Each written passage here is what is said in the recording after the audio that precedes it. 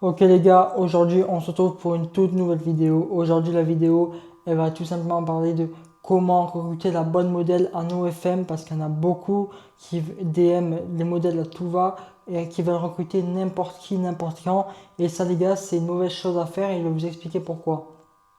Alors d'abord il faut savoir de quelle nationalité vous voulez que votre modèle soit. En général, nationalité c'est souvent ce qui indique la modèle comment elle est. En gros, je vous explique. Par exemple, il y a les Latina. Latina, c'est le choix numéro un pour les débutants. Si tu débutes ou que tu veux maximiser ton argent sans te prendre la tête, Latina, c'est le move évident. Pourquoi? Accessible financièrement. Quand tu sors 2000 € par mois à une Latina, elle est contente, motivée et elle bosse. C'est pas un reproche, c'est une réalité économique. Le pouvoir d'achat en Colombie, au Mexique, au Venezuela, c'est pas du tout le même qu'en France. Oui, parce que pour les débutants qui promettent de faire 20 000, 30 000 € par mois, on sait très bien que la majorité du temps, vous ne les faites jamais. Du coup, redirigez-vous vers la Latina, parce qu'une Latina, vous lui sortez 500 €, elle est super heureuse, tandis qu'en France, je suis sur 500 €, elle te crache la gueule. Voilà. Ensuite, éthique de travail solide. Elles sont régulières, elles suivent le process, elles se plaignent moins. Ça, c'est une réalité. Les Françaises, ça n'a rien à voir. Les Latinas, par contre, elles sont au-dessus. Ratio effort résultat imbattable. Pour quelqu'un qui monte sa première agence. Pour un débutant qui va apprendre sans perdre de l'argent sur des dramas inutiles, c'est clairement le profil le plus recommandé.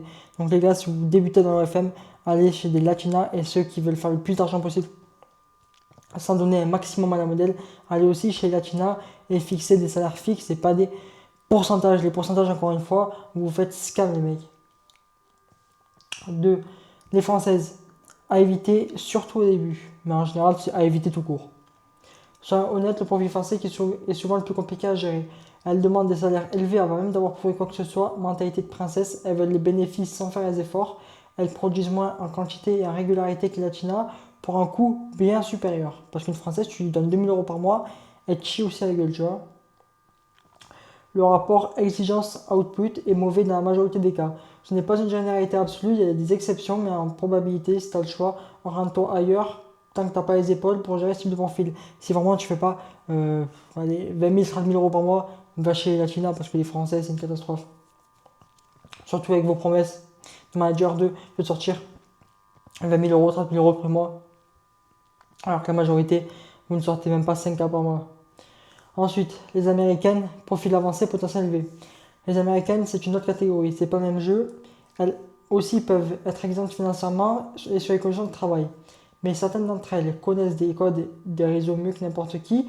Normal, les trains naissent là-bas avant d'arriver en Europe avec 6 mois à 1 an de décalage. Une américaine qui comprend son personal brand plus qu'elle a déjà une audience, tu peux exploser tes chiffres. C'est un profil pour quelqu'un qui sait déjà gérer une agence, pas pour débuter. Le résultat dépend beaucoup de la personne, c'est là où le screening initial est crucial.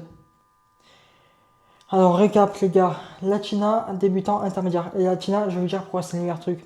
Parce qu'en fait, les Latinas, qu'elles soient vénézuéliennes, d'Argentine, colombiennes, en fait, vous pouvez tout simplement leur sortir 500 € par mois. Donc, vous pouvez tout simplement soit bosser sur une seule modèle et la monter au maximum et vous mettre bien, allez, 15 000 € dans la poche et elle vous lui donnez 1000 balles, elle sera super contente. Ou alors, vous pouvez très bien tenter de monter 5 modèles à 3000 € par mois et vous leur donnez un minimum. Et vous, ça vous fait 15K par mois. Vous comprenez ce que je dis, ouais.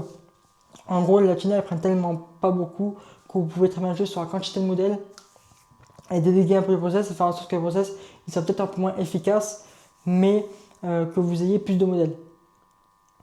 En gros, vous baissez la qualité pour plus de quantité.